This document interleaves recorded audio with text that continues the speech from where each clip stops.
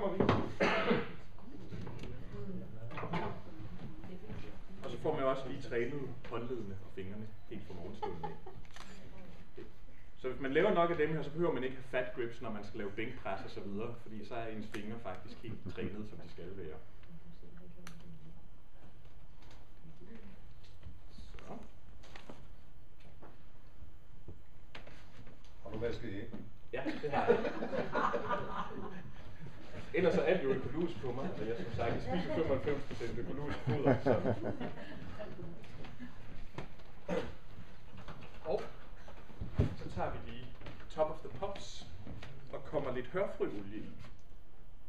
Både fordi, at det giver noget nødesmag, men hørfrøolie er faktisk også en ret god energikilde, især hvis man træner meget. Der er omega-3 fedtsyre i hørfrøolie, lidt ligesom der er i fiskeolie, der faktisk giver bedre forbrænding, giver bedre blodgennemstrømning og virker betændelseshæmmende.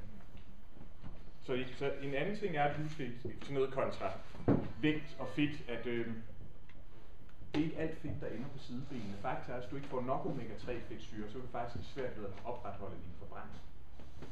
Så hvis folk skal ned i energimængde og så videre, så skal de stadig sørge for at få nok omega-3 fedtsyre.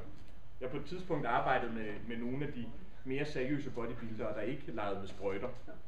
Nogle af dem, når jeg skulle have dem helt ned fedtprocent op til konkurrencer, der havde jeg dem på op til 10 spiseskefulde hørfrøolie, mens de trænede benhårdt. De kunne simpelthen mærke, at det gav dem en meget bedre tilstand, så de kunne træne mere, træne hårdere, forbrænde energi, og de røg stadigvæk ned fedtprocent uden at sulte sig selv halvt ihjel. Og var derfor ikke blandt de 30%, der dropper ud de sidste 4 uger op til konkurrencen, fordi de faktisk har det som en, der kommer direkte fra Darfur på grund af energimangel.